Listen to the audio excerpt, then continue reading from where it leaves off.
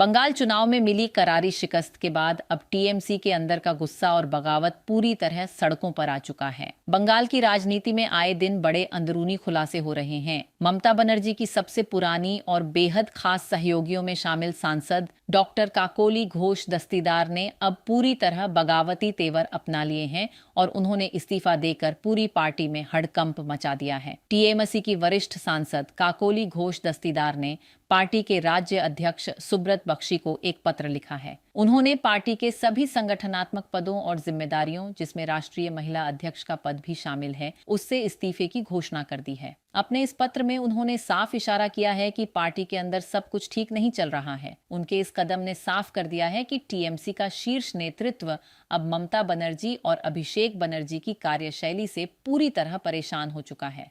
चुनाव में मिली हार की जिम्मेदारी लेते हुए उन्होंने बाहरी सलाहकारों यानी आईपैक पर पूरा ठीकरा फोड़ा है और कहा है कि उन्होंने पार्टी को पूरी तरह बर्बाद कर दिया। बात सिर्फ एक इस्तीफे तक ही सीमित नहीं है। इस वक्त दिल्ली की राजनीति में बंगाल को लेकर हलचल बेहद तेज है। खबरों के मुताबिक दिल्ली में टीएमसी सांसद शताब्दी रॉय के घर पर करीब 10 बागी सांसदों की एक गुप्त मीटिंग हुई, जहां बंगाल बीजेपी के बड़े नेता शुभेंदु अधिकारी खुद उनसे मिलने पहुंचे। इसके अलावा बगावत का दूसरा बड़ा केंद्र काकोली घोष का घर बना हुआ है। पार्टी के अंदर चल रहे इस भारी असंतोष के चलते अब कई सांसदों और विधायकों एमएलएज को लग रहा है कि उनका भविष्य ममता बनर्जी के साथ सुरक्षित नहीं है।